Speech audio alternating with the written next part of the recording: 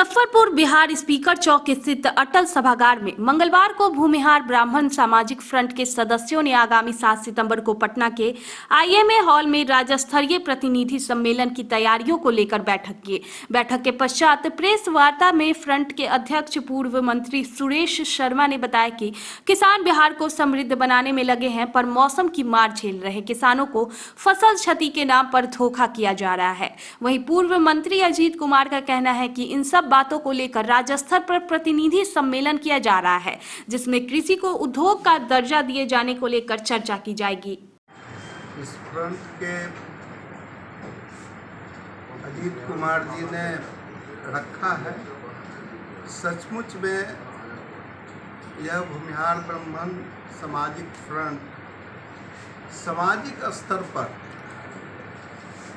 अपने को संगठित कर और जो हमारा अतीत रहा है, हमारा अतीत सर गणेश दत्त, हमारे अतीत डॉक्टर श्री कृष्ण सिंह मुख्यमंत्री जी थे, हमारे अतीत हमारे लंगट बाबू थे। ऐसे लोग का जो अतीत हमारा गौरवशाली रहा है, उस गौरवशाली अतीत को जो हमारा फ्रंट का उद्देश्य है कि सभी लोगों को जोड़कर हम अपने को इतने सुदृढ़ करें जो हर क्षेत्र में, सामाजिक क्षेत्र में हमारा जो हमारे अग्रजों ने, पूर्वजों ने समाज के लिए सब कुछ किया। आज बिहार के अंदर जितने स्कूल, कॉलेजेस और शिक्षा जगत का दीप जलाने वाला आदमी वह इसी फ्रंट का डॉक्टर श्री कृष्ण सिंह और हमारे सर गणेश दत्त रहे हैं, लंगट बाबू रहे हैं। बिहार यूनिवर्सिटी नहीं, कलकत्ता यूनिवर्सिटी से लंगट सिंह कॉलेज का एफिलिएशन उन्होंने कराया। रामदयालु बाबू जो बिहार के प्रथम अध्यक्ष विधानसभा के थे। ऐसे लोग जो समाज के लिए काम करते थे, वह केवल अपने समाज के लिए नहीं, पूरे बिहार के लिए, पूरे देश के लिए वो लोग समर्पित थे। आज हम उस अतीत को संगठित करके उनके विचारधारा को अपने लाने के लिए यह सामाजिक फ्रंट का आयोजन किया गया है, जिसकी सफलता का शुरुआत साइंस कॉलेज में जब हम लोगों ने इसको शुरू किया 7 मार्च को, तो पूरे मुजफ्फरपुर ही नहीं, जहाँ से लोग सुने, दूसरे जिलों से लोग यहाँ पहुँचे और उन लोगों की ये उम्मीदें जगी कि यह फ्रंट हमारे समाज को एकजुट कर करके और सामाजिक अतीत को, गौरवशाली अतीत को, भविष्य को जो था उसको परिणत करेगा। और आज इसकी आवश्यकता दूसरे जगहों से जो हम लोगों को सूचना मिलती रही, तो हम लोग विचार किया कि 7 तारीख को, इसी अगले महीने के 7 तारीख को हम लोग सितंबर को 10 बजे हम लोग आईएमए हॉल में पूरे बिहार के सभी जिला से रिप्रेजेंटेटिव 5, 4, 10 आएंगे और यह पूरे बिहार लेवल पर इस कमेटी का गठन होगा। और उस गठन में सारे सुविधा कैसे किया जाएगा, कैसे व्यवस्थित इसको करेंगे, कैसे हम अपने अतीत को जो खोए हैं उसको पुनर्स्थापित करेंगे, इस पर विचार होगा। इस विचार के साथ जो अभी हमारे अजीत जी ने बताया, जो किसान पीड़ित है, हम आम तौर से ब्रह्मर्षि समाज किसानी से जुड़े हुए हैं, किसान ही बेसिक हमारा उद्देश्य किसान है और हमारे पास ज़मीन है और यह ज़मीन ही इस देश को, इस बिहार को समृद्ध बना सकता है।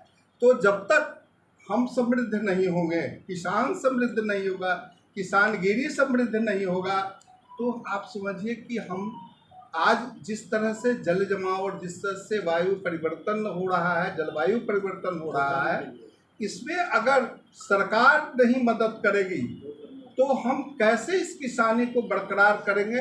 और कल होकर के आज हमारे गोदाम में अनाज है, लेकिन यह अनाज अगर इस परिवर्तन में अगर हम अपने को परिवर्तित करके किसान उद्योग को नहीं चलाएंगे, किसान से जुड़ा हुआ उद्योग नहीं लगेगा, तो कैसे समृद्ध समाज होगा?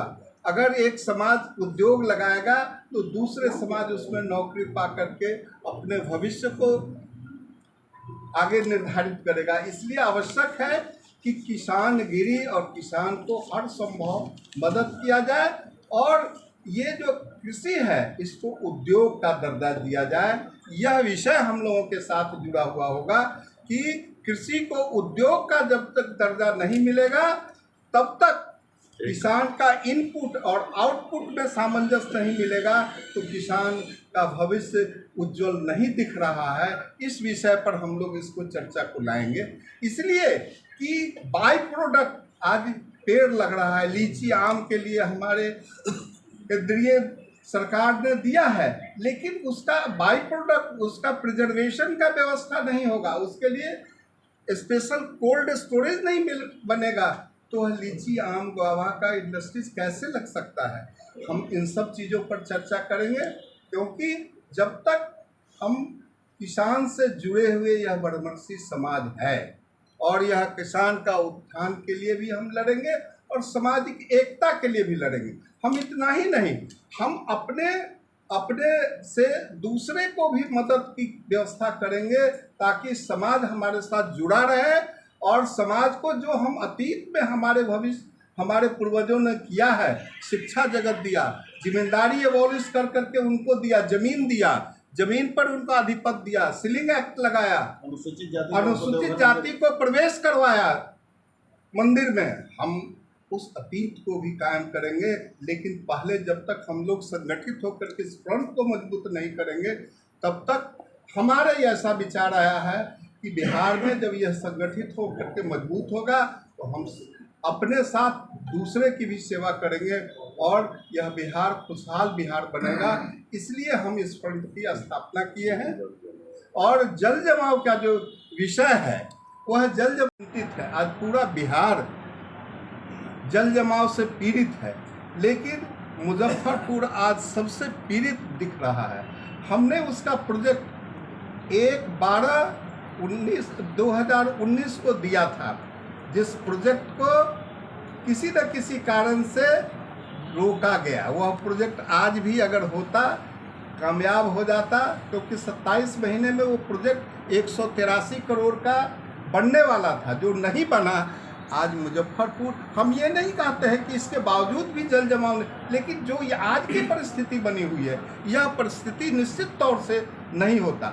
जब हम मंत्री थे तो 85 हॉर्स पावर का इंजन मोटर लगा के निकालने, प्रकृति से कोई नहीं लड़ सकता है, लेकिन प्रकृति से बचाने का उपाय हम लोग कर सकते हैं। इसके लिए भी फ्रंट आगे भी काम करेगा, क्योंकि मुजफ्फरपुर किस तरह से जल जमाव से मुक्ति हो, मुजफ्फरपुर का विकास और बिहार के इस तरह की समस्या का विकास कैसे होगा। कहा कि एग्रीकल्चर आउटपुट में मुजफ्फरपुर वंचित है, लेकिन मुजफ्फरपुर तो पूरा जल जमाव से, आज पूरा मुजफ्फरपुर का किसान और बाढ़ से ग्रसित है। हम समझते हैं कि शायद ही इससे ज़्यादा ग्रसित कोई दूसरा जिला होगा। इसलिए सरकार से हम लोग आग्रह कर रहे हैं कि इसको उस इनपुट से जोड़ करके यहाँ के किसानों के लिए एक विशेष पैकेज दिया जाए, जिससे कि यहाँ का किसान जो इस दर्द को झेल रहा है उससे उसको मुक्ति मिले। साथ ही जो लॉ एंड ऑर्डर की जो व्यवस्था है, जिसमें बहुत तरह की समस्याएं उठ रही है, उसमें कहीं कहीं लोग पार्शियलिटी भी कर रहे हैं। हम चाहेंगे कि उन सब पर भी निजात मिलनी चाहिए और हमारे सभी समाज के लोगों के लिए कानून व्यवस्था मजबूत होनी चाहिए।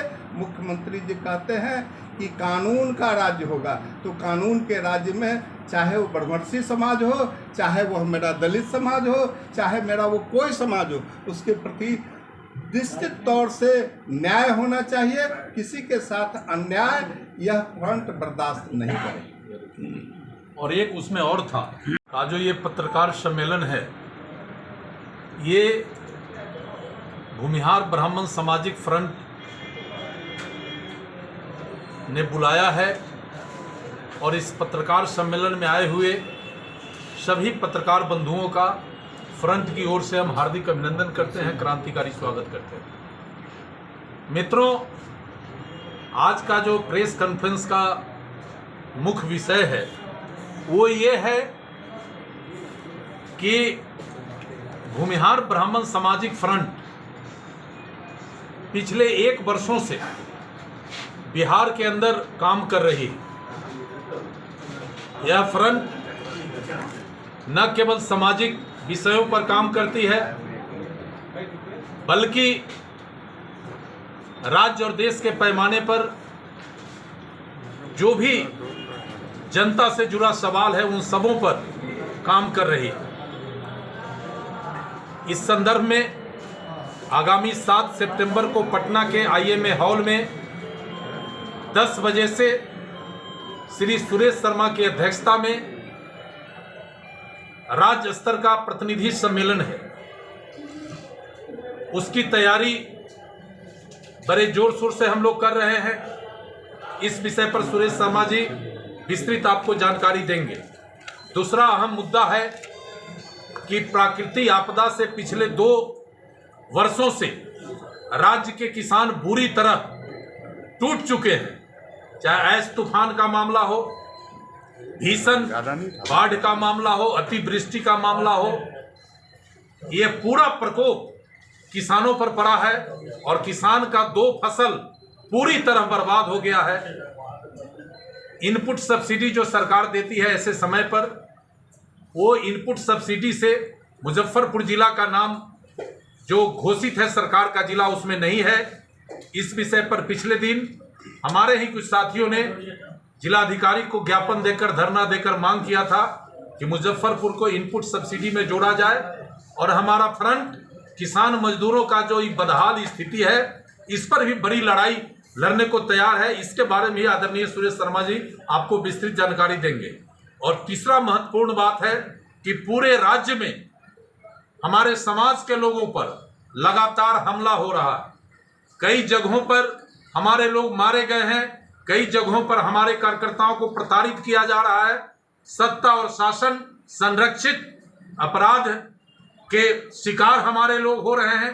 इस महत्वपूर्ण विषय पर भी हमारा संगठन, हमारा फ्रंट काफी चिंतित है और सरकार से हम लोग मांग करते हैं कि ऐसे विषयों पर गंभीरता से सरकार विचार करे और अपराध पर नियंत्रण हो।